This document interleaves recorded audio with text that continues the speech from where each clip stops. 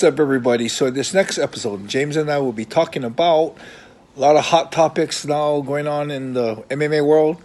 Things about Liver King, about Paddy and Ariel's thing, and who we thought were the up until now the best fighters or the fight of the night. I mean, the fight of the years. Yeah. So, check it out and enjoy.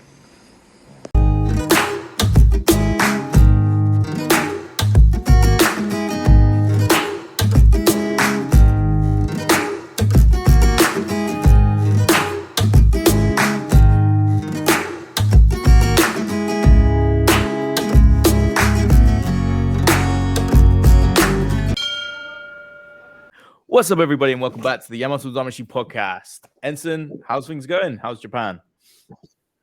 Everything's good. Getting cold in Japan here. Getting busy because Shoshi's getting close to his fight for the New Year's Eve fight. So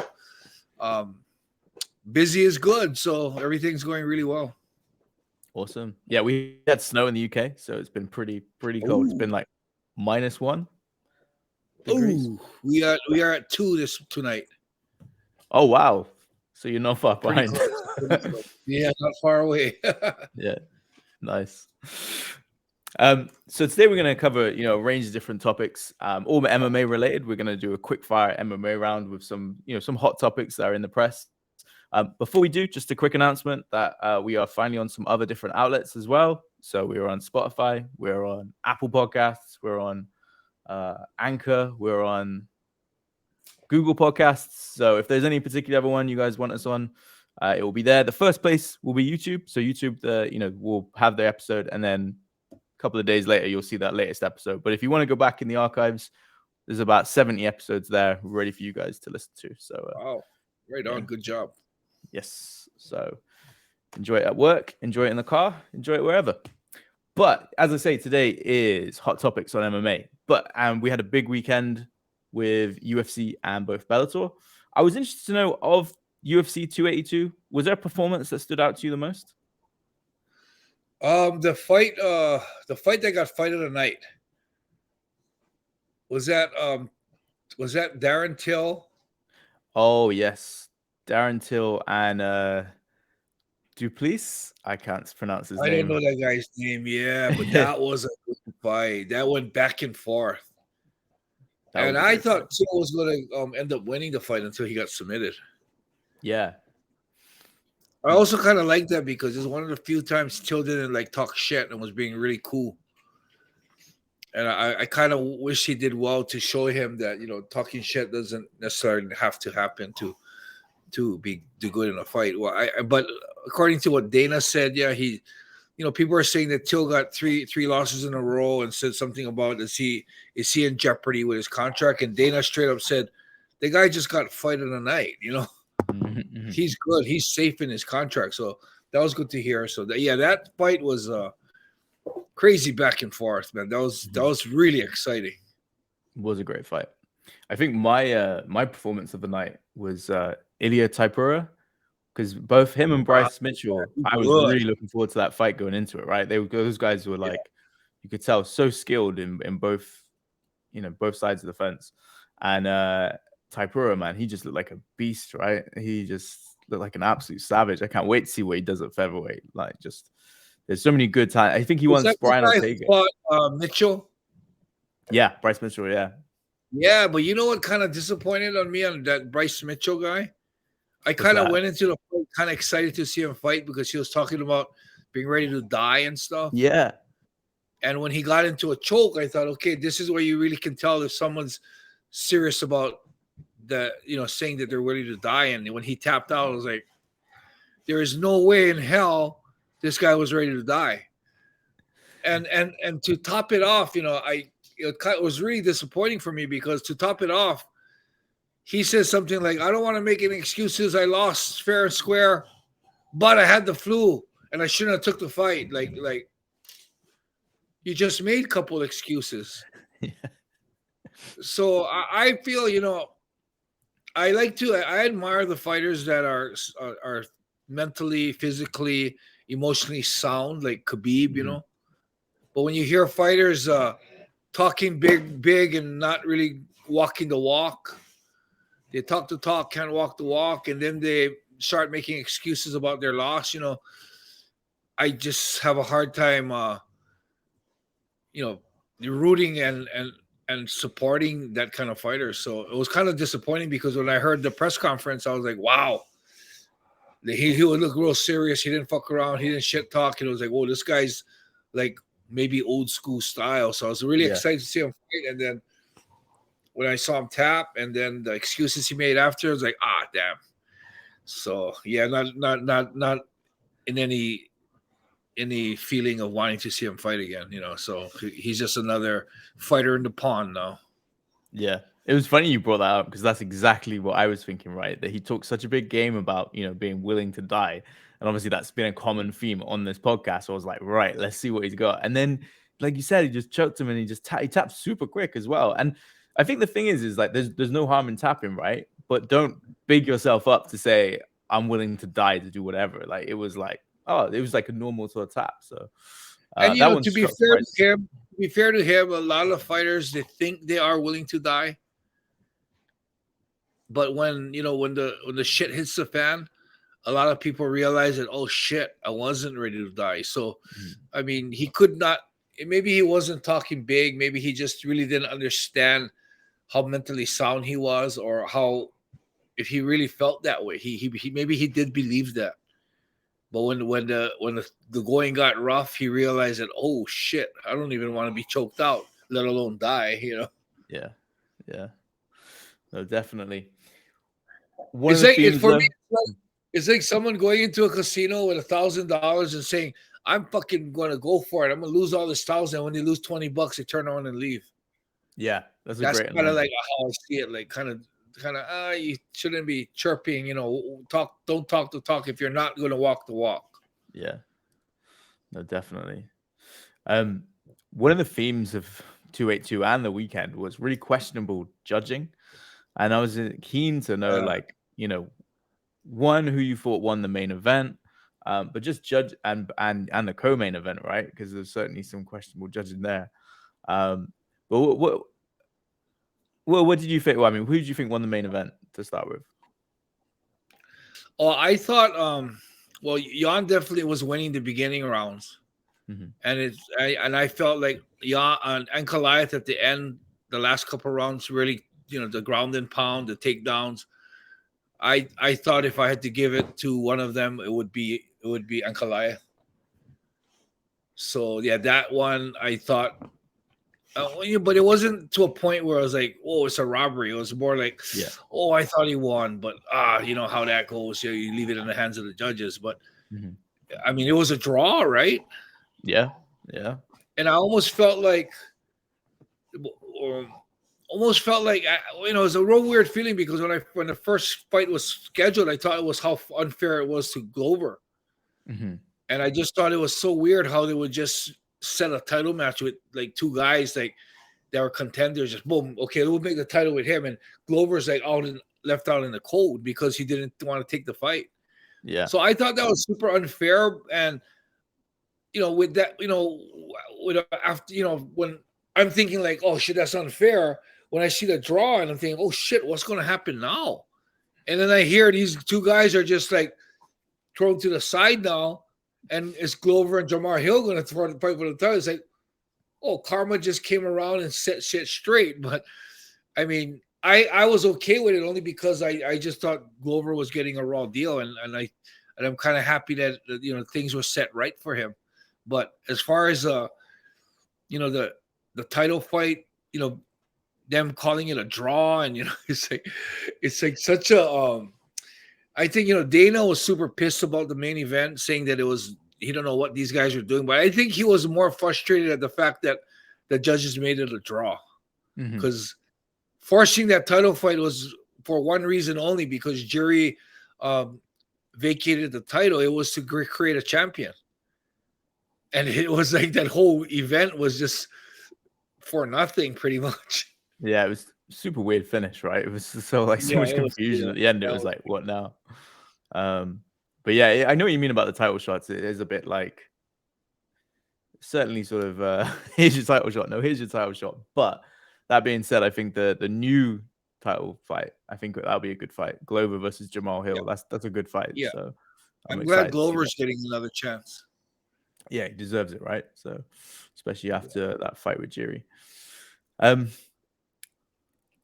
What do you think can be done about judging? Because in the Bellator fight, the main event, there was Sabatello, basically. He clearly lost the fight, and one judge gave him it 50-45, and it was like, what? Then we see that Paddy and Gordon fight, which was boggled my mind, right? And I think a lot of people's mind. I think a lot of people had Jared Gordon winning. But what do you think I can had be Jared done about Gordon too. judging to get this? It's been a while since we've had like loads of bad decisions, but when we do, it's super frustrating. Well, I believe a lot of the fighters, the judges, should actually know more about MMA. I hear a lot of them are boxing judges. I hear a lot of them don't even know MMA at all. And I think that's one of the most important things. You know, guys like Frank Trigg and Chris Lieben coming up as judges. I mean, as judges and referees, which is so awesome. I think. Mm-hmm. But I think, one, maybe get more fighters or more experience. Doesn't need to be fighters or people who actually trained in MMA. Should be one of the criteria for a judge. The second thing is, Joe Rogan kind of suggested it, which I thought was a good idea, is have more than 3 judges. Mm-hmm. Maybe have 5. That way 2 judges can't fuck up the whole thing, Yeah. You got 2 shitty judges, they can fuck up when you're talking 3 judges. But, then again, one of the judges is being criticized really badly. I forget his name. Yeah. But apparently he went and judged in Connecticut, and within a 24-hour span flew to Vegas, jet lagged, and jumped in the seat to judge the UFC fight. So apparently that guy is like really bad. Yeah, he was the one that gave the 50-45 scorecard in Bellator. Yes, I think there's these judges need to be held responsible for what they decide. And I think there needs to be like a referees commission where they, John McCarthy, I think John McCarthy is like the head of the Referees Association. But I think he has to review the judges and pretty much get rid of some of them. Mm-hmm. I'm not sure how much of a shortage they have in judges, because that guy flies from Connecticut and then gets into the UFC to judge in Nevada right after that Connecticut fight. So I'm wondering if there's a shortage of judges or referees. Yeah. So other than that, if there is a shortage, in that, having more judges might be actually hard for them to do. But damn, it's just don't leave it in the hands of the judges. That's the easiest solution. Yeah, it is, right? But they need to do something. Like you say, like I think back in the day, it was always like, oh, we got these people from boxing and they're used to doing judging, so we'll bring them in. It's like, dude, MMA's been around for nearly 30 years now. We should have a lot more qualified people that are able to make decisions on fights. And yeah, what do you think about the notion of open scoring? Because that's always a debate that people like to have. Open scoring, I mean, regardless if you have open scoring or not, I think it's still going to have the same results. Mm-hmm. I mean, I think open scoring might be better only in the sense that you're going to be calling the judges out in more of a spotlight situation, Yeah. Because when you have a clear round, and then the people have to go back and look at the card and say, okay, what he judged this for? Okay, the first round, Paddy won that or lost that, and he gave it to. But it'll be clear and blatant when the rest, right after the round's over. What happened here? Right after the round's over, they go and put up the judges' scorecards. I think that'll be like a whole game changer where people will. I think it'll make judges be more responsible what they're calling and stuff. And I don't know, I was listening to a lot of podcasts about the comments of the judging like that, especially Joe Rogan, what he was saying. A lot of the guys are thinking that, there's almost it's not possible to have a connection with UFC controlling the judges because for them wanting their favorite fighters to win, like someone like Paddy, because the referee commission is a whole total separate entity. Mm-hmm. But then a lot of the guys are starting to insinuate that maybe those guys are trying to brown nosed the UFC, where they're making the fighters that they know the UFC wants to win. So I mean, it's just conspiracy. I won't know what the truth is, but they have all these conspiracy and ideas on it. But it's hard, man. It's weird, right? Because that's sort of been coming up a lot lately. Because there was the Sean O'Malley win as well, right? And I mean, it's weird. I don't think there is anything to it, but you never know, right? You never know, like, if there is an element. I don't know how much the UFC gets involved with the judging and athletic commissions. I know Dana always says that they're two separate things, and that if he did, he would, you'd see a very different product, right? But my opinion is, they definitely don't have anything. They're not like a little scam going on where they're kind of control the judges. My guess is that probably not happening. But you know what's crazy is you never know, man. You never know. True. You never know. It's just there's so much evidence that sort of goes for and against it, right? Because the UFC wants Paddy to win, but did they really want a draw for that title fight? Probably not. Right? They probably wanted a clear-cut winner. So who knows? But speaking of Paddy, we got to get on to Paddy because he's been in the news everywhere, particularly for a particular reason, which is the beef he had with Ariel Helwani. For those that didn't see it, he had his own podcast and his own YouTube show. Had some pretty harsh words for Ariel Helwani around to do with the fact that he thought that Ariel was sort of going out of his way to tell people that Paddy had been asking for money for an interview, right? Ariel then goes on his show, kind of explains how that didn't really happen, sort of showed the receipts. What was your whole takeaway on this whole situation? Well, when I first heard about it, for me, I don't know about recently, but I know back in the day, Ariel was the type of guy that would sacrifice fighters for him to get the first, the big info, the big scoops. He'll even if fighters will tell him like, "Oh no, I can't tell you that; it'll get me in trouble." He'll try to pry it out in a real sneaky way, to a point it's like, "Wow, dude, the guy just told you that he can't tell you, but you're still trying to get him to say it, like almost like you're going to sacrifice official lamb on this fighter just to get your news." For that reason, I really didn't care for Ariel, but he's been called out on that sometimes, and I think maybe I haven't seen him do that recently. I mean, I don't really watch much of his stuff, but I haven't seen him do that recently. So when that first came up, first I thought, oh no, is Ariel doing it again?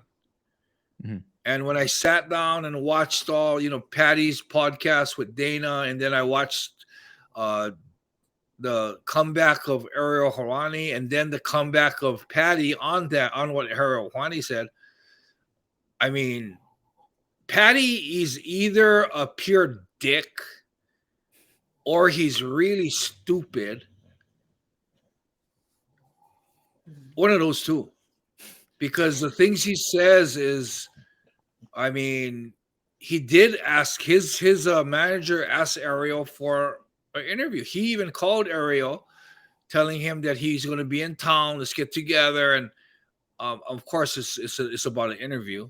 And then he's claiming that he didn't ask for money when it's a clear email and Kraus asking him for money. And then he starts saying stuff like, "Oh, I didn't know we're going to have an interview. I thought we were going to go get a bite to eat or just hang out." Like, that's weird. And as much of a snake as Ariel can be, he had the receipts. He showed everything. He was very level-headed when he talked, and I believe he proved his point. And when you, on top of that whole thing, you got Paddy. I don't know. He thinks he's a bigger star than he actually is yet. He acts like he's the next Conor McGregor when you probably wouldn't want to even put his name in the same sentence with Conor McGregor. I just did, but you probably wouldn't want to. Yeah, and the fact that that fight, I thought he lost the fight, but he comes up and says that he knew he won the first 2 rounds and he was just coasting in the third. Like, that makes no sense. He says he knew he won the fight, and I thought he clearly lost the fight. I mean, I think that's a good nickname for him, batty. He's kind of batty, I think. You know, to be honest, I used to like the guy because he was so fresh and he was so like, I don't know, so boisterous and so like, you know, says whatever he wants. But I think it's just going a little too far now. For me, I'm looking forward to the day he gets his ass kicked. Don't like him at all. I think it's coming. Like, that's for sure. Because I don't think he's at that level, man. And he's calling out the champions and I think he's gonna have his day, and that'll be interesting to see what happens when he does get his ass kicked. Yeah, I do think a lot of it could be his manager, like, because it kind of sounds like his manager suddenly got involved, suddenly asking for payments.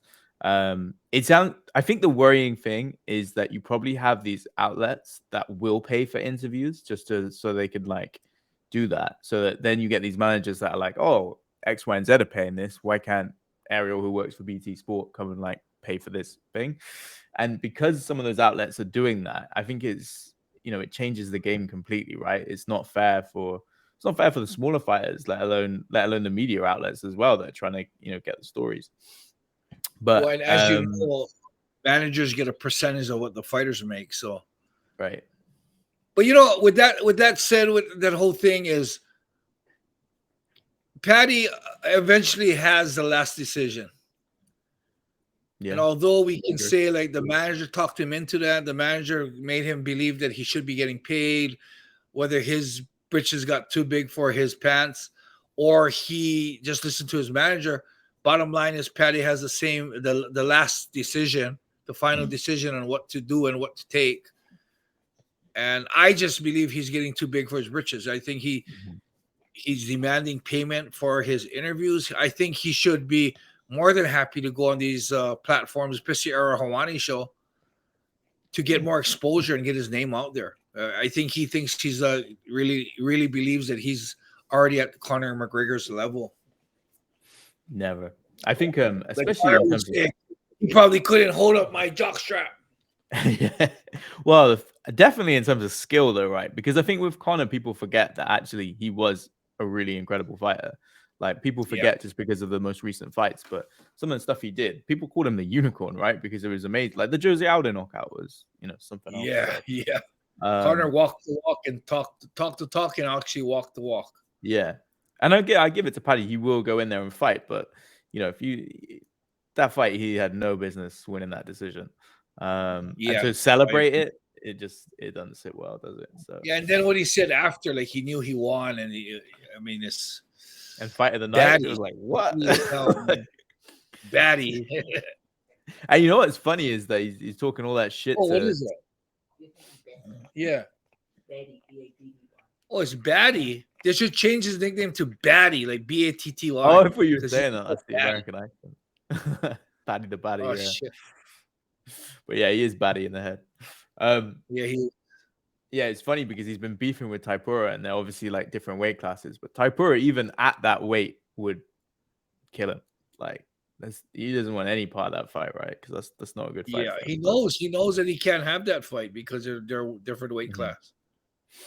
But yeah, let's see what happens with. I mean, it's interesting to see who they match him up with next, right? Like, because you know, if he won that fight, it means he's got to go, you know, someone higher in the ranks. So, but we've been mentioning his name. Conor McGregor was a hot topic a couple of weeks ago around him and his drug testing. He takes himself out of the USADA pool.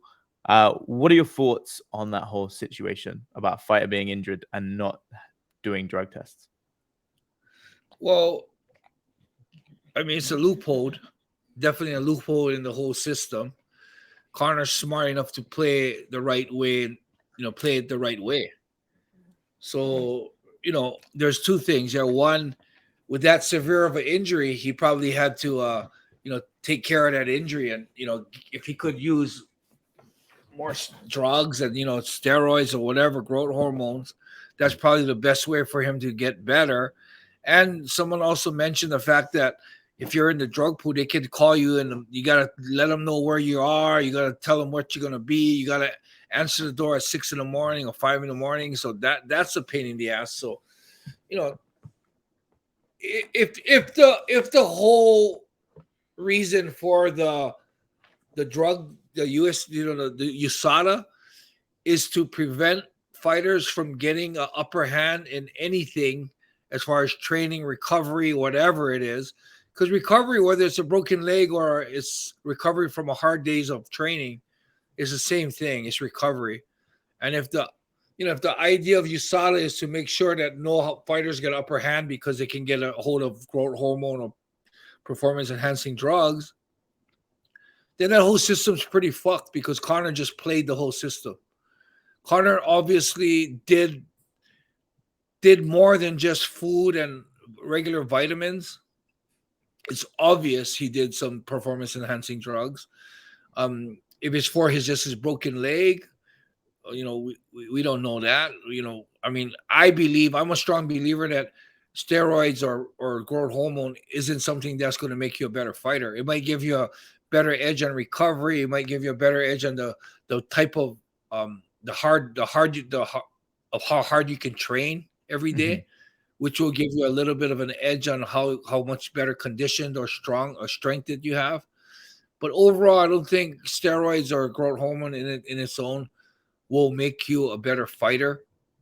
Like when I fought in Pride, we knew that a lot of the guys are doing performance enhancing drugs, PEDs.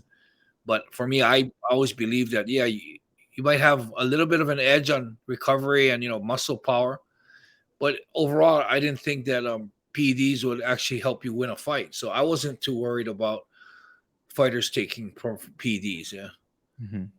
So with situation is hard, man, because it's definitely, according to what most of the fighters or the media believes, what he did was wrong because he shouldn't be taking performance enhancing drugs for recovery or anything else. So for him to be able to go out of the pool like that is a real weird situation because I think they say you should have to retire. Yeah. The only way you get out of the pool is retiring. Yeah. So he definitely didn't retire. So now the last thing to be seen is if they're going to allow him to get an exemption for the 6-month rule. And if that happens, that's totally wrong. But if he has to do the 6 months, the 6 months where he can't do any PDs, I think that would be fair. That would be the covering up the loophole in, him going off the drug testing to heal.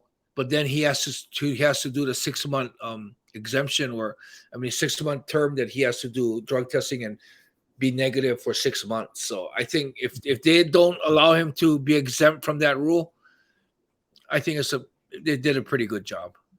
That's what I was going to say in terms of to play devil's advocate a little bit. The media has been on this all over him, massively, right?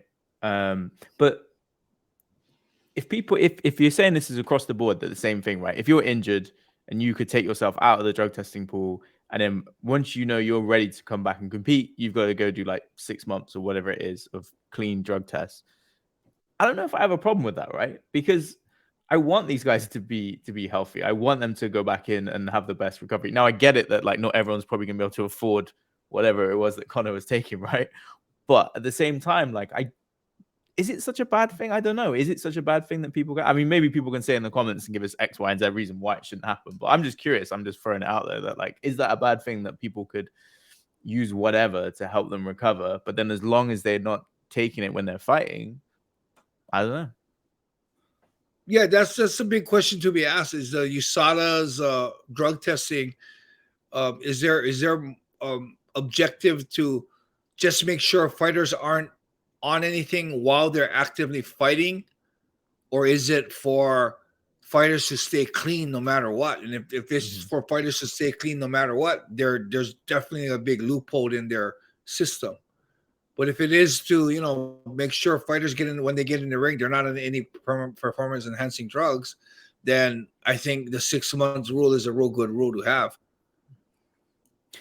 Yeah. I do. The other thing that I always thought about is, it's real hypocritical of the people that watch MMA because, they admire the physique, when a fighter comes in with a a ripped physique. One of the fighters at 282 had like this fucking crazy Duplessis, physique. I think it was, wasn't it? He was Yeah, jacked. he almost looked like Herschel Walker, his face. Yeah. But yeah, but you know, people are oohing and eyeing about that.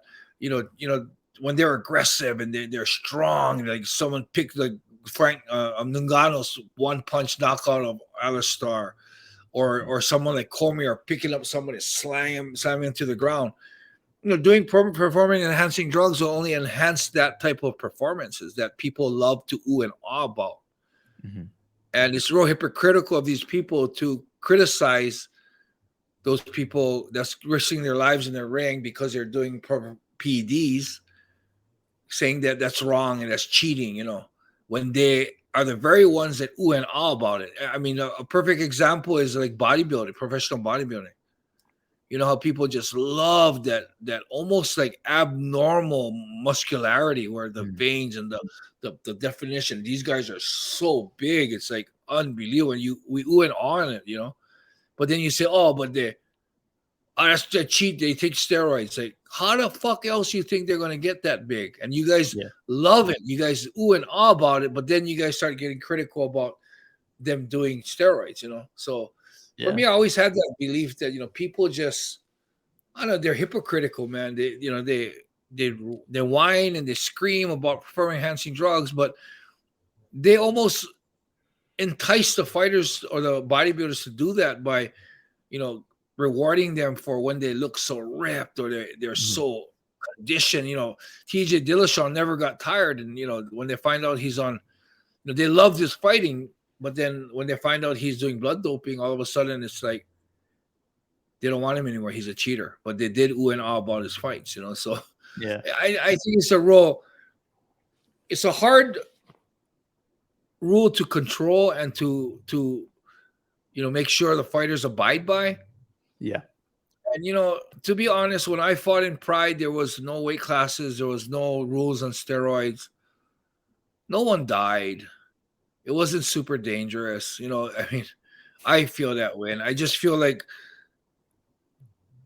you don't, it doesn't, I don't think it really matters. You know, I mean, I don't know. It's hard because people shouldn't be doing PEDs, but I don't think it really matters that much.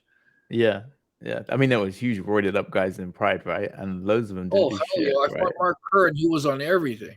Yeah. Yeah, and drug testing in MMA is such a weird topic, right? Even USADA, you know, you want, if you're gonna bring in drug testing, you want it to be as like clean cut as the most honest thing ever. But there's been so many occasions with the whole John Jones picograms thing. Tom Lawler, do you remember Tom Lawler? He got like the worst treatment ever. He like, you know, fortunately became a pretty good professional wrestler after that. But he had to like change careers because they gave him like a 5-year sentence for something that was like a tainted supplement. And it's a different story for different people, right? I think drug testing doesn't get tested at all. It's that's what I mean, right? It's like, I don't know. It's a weird. At 5 a.m, right before his weigh-in day. Yeah. It's not a doesn't feel like a fair game. But speaking of drugs, one topic that is super topical around steroids, Liver King. I don't know too much about this guy. You said it was worth having a, you know, having a rant about him, right? I saw Eddie Alvarez saying something about him. I don't even know what the MMA connection is. Is he a big MMA fan or something? No, he did. No, he just he does like liver eating contests, and he did one at Bellator, I think, where Costa was there, and I think it was a Costa. Somebody else kind of tried to eat with him, and he was just like huffing it down like nothing, you know. But I mean, the guy's build is just so amazing that I mean, anybody who knows anything about bodybuilding and developing muscle mass is, you know, that guy's on a lot of steroids or a lot of PDs. I mean, I heard he's doing synthetic growth hormone up to like $11,000 a month. Wow. Yeah, and you know, hey, I mean, if that guy wants to, you know, put that kind of stuff in his body and getting big muscles is that important to him, then that's his own body, that's his own, you know, health that he's dealing with. Fine, but when he starts selling these supplements and claiming that primal lifestyle is the way to do it, and says that he and numerous times says that he doesn't do PEDs, that's wrong. He's making millions of dollars selling supplements that he claims he gets his body from. He's pushing that primal diet, which, is, might be, whether it's good or not, I don't know. But the fact is he's probably getting more of his built from the PEDs, or the amount of, I think he did some Winstrol, he did some Decador-Ballin, he did some type of the synthetic hormone. So yeah, he's on a lot of shit, and he comes up with an apology, and I mean, how do you apologize for lying continuously about being confronted straight up, black and white? Are you doing performance enhancing drugs? And he says, no, I am not. And then he claims he's never done a blood test before. And the guy, More Plates, More Dates, the guy's YouTube channel, he comes out with showing all the emails he got from him, where this guy's telling him how much shit he's been doing. And he's blatantly deceiving the public. And then his apology not only apologized for lying, then he makes an excuse for lying, saying that he was doing it to help people. Like almost like he's sacrificing himself and taking PEDs to help people. I mean, that guy, I feel that his whole website should be shut down. He's a fraud. He's selling stuff when he's doing a shitload of PEDs, but he's claiming that he doesn't do it. And, I'm not saying that PED is going to automatically give you a ripped body. It's a lot of hard work. I mean, you can take as much PEDs as you want. And if I'm going to sit on the couch and do 5 push-ups every day and run a mile and then think I'm going to get a body like that, no. I agree. He's put in a lot of time in the weight room. He's did a lot of grueling training sessions. But without the PEDs, he wouldn't be where he is right now, or he wouldn't look like he is right now. So I think it's like fraud. And I think everything that he has should be shut down. And even, I don't know how legal that is for what he did.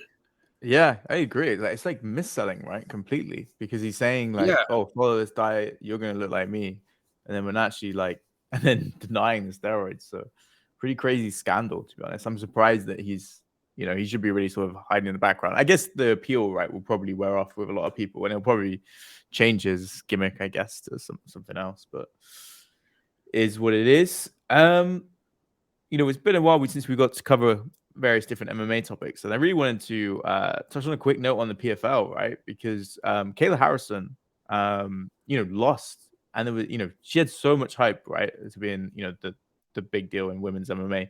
What was your impression of that fight? Where do you think Kayla goes next? Well, I believe from watching her previous fights, I didn't think her striking was up to par.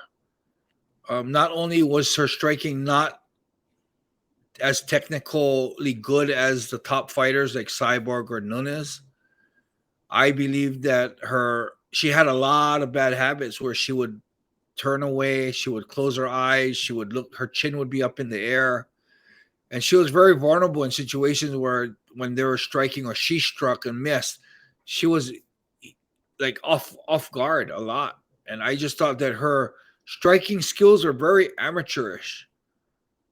Her ground game when she's on top is probably second to none. I mean, one of the best I've ever seen in the women's. But her, when she was on the bottom, her bottom game is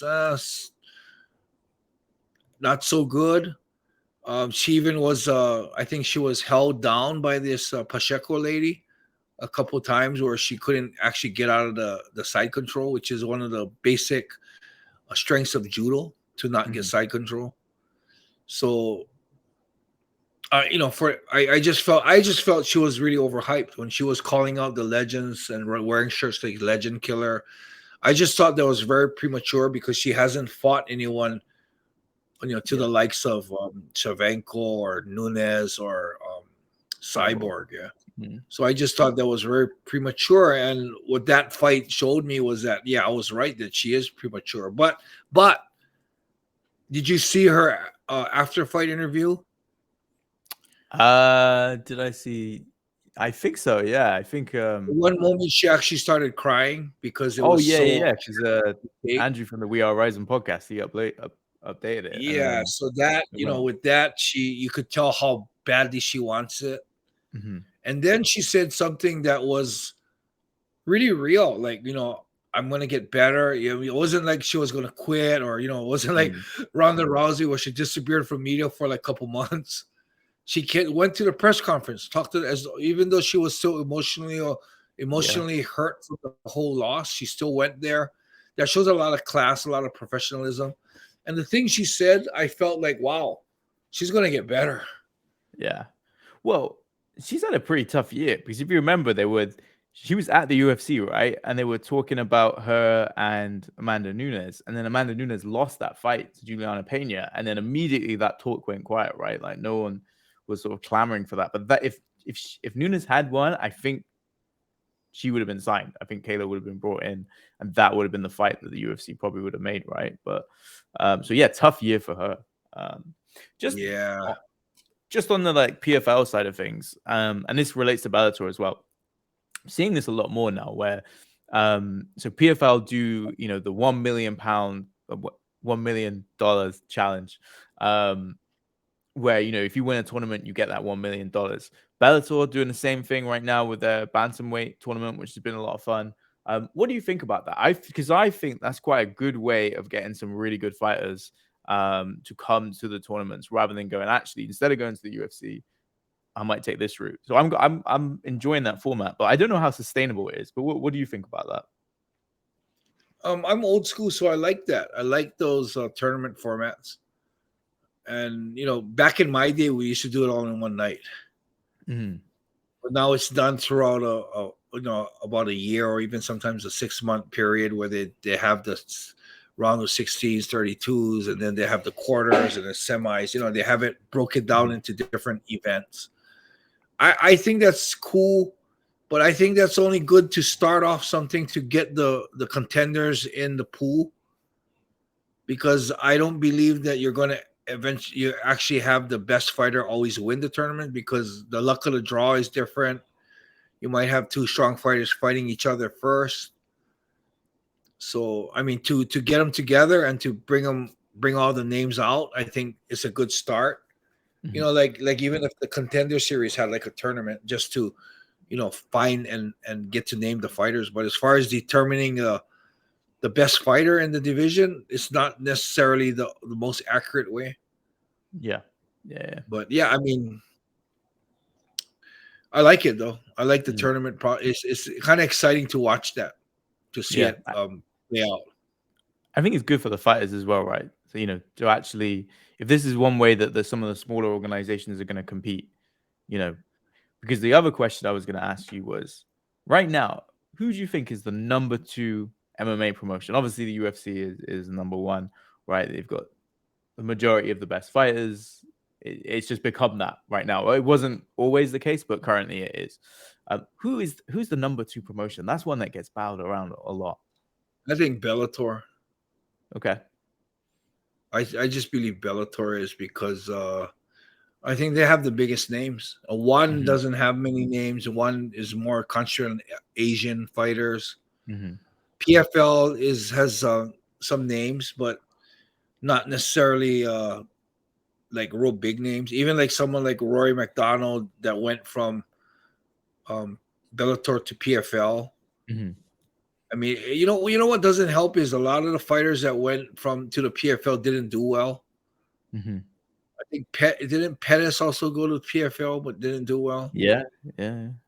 So like a lot of these fighters that went there, I mean, it's not the promotion's fault, but just the luck of the draw. Even guys that Demetrius Johnson goes to one and doesn't really do well. Eddie Alvarez goes to one, doesn't do well. I mean, the only ones that someone like Matt Michironi, Bader, they went to Bellator, but they did well. So the Yeah. name value they have, they carried it. So I almost feel like the reason why I would say Bellator is because a lot of the name fighters that moved to Bellator did well and carried their name value. But I feel like EFL and One like that, they got unlucky. Even places like even Rising where Ian McCall went to Rising, didn't do well. Yeah. So a lot of these guys that are really actually big names and world class athletes go into the different divisions and they don't do well. And it's not the promotion's fault; it's just the luck of the draw, I think. And UFC just seems to have a good luck of the draw, man. Yeah. And then bringing in prospects from all around the world, right? But yeah. I think between Bellator with the collaboration with Ryzen, I do think that sort of makes them the number 2 because it's kind of like it shows that they've got a foot in the other side of the world as well. They can do the cross promotion as well, which makes it super exciting. That's for me why I'd have probably Bellator number 2 promotion. Yeah, me too. So we're wrapping up the year. Now, obviously, there's one big final card of the year, and it feels way too early to be doing the sort of get your fighter of the year, to get your fight of the year, considering we've got that one big card to come. But we're gonna do it anyway, fuck it, because we'll probably be busy on New Year's Eve, right? So, who would you say is your fighter of the year? Now, if you're short of suggestions, I've got a couple in my head, and I'd be curious to know sort of who you think. But is there anyone that sort of stands out to you immediately? No, because a lot of guys that I thought was could possibly be it haven't been pulling off the victories. Yeah, like Justin Gaethje is one that I would like to see do better and would like to choose as one of the fighters of the year. Michael Chandler, but he hasn't been winning, although all of his fights are like exciting as hell. Yeah. There's nothing very sturdy in the heavyweight division or the light heavyweight division. The light heavyweight division is going all haywire right now. Yeah. But Glover, Jiri pulls out, gets injured. The heavyweight division, John Jones still hasn't come back. The Ngannou's still out with the injury and is due to come back soon. And so there's not the lightweight division, Moreno, he's gonna have another fight with Figueroa. Yes. So Cejudo said he's coming back now, and Connor's been losing, so Oliveira, which would have been my pick, actually just lost. So I don't think that Makhachev has done enough to actually solidify something like fighter of the year yet. Probably not this year, right? No, because he's only I think he only fought even once. Who's that other guy that they all look alike, the Khabib boys. So who's that other guy? Chimaev. Oh, Chimaev, yeah. Well, yeah, he's one that's kind of exciting, but then this year, I don't think he's done enough this year. Yeah, because the Gilbert Burns fight actually fought some good guys and won. Like Gilbert Burns fight, that was a good win. Close fight. I think. Yeah. If you're going to talk UFC, probably the clear-cut winner has to be Alex Pereira, right?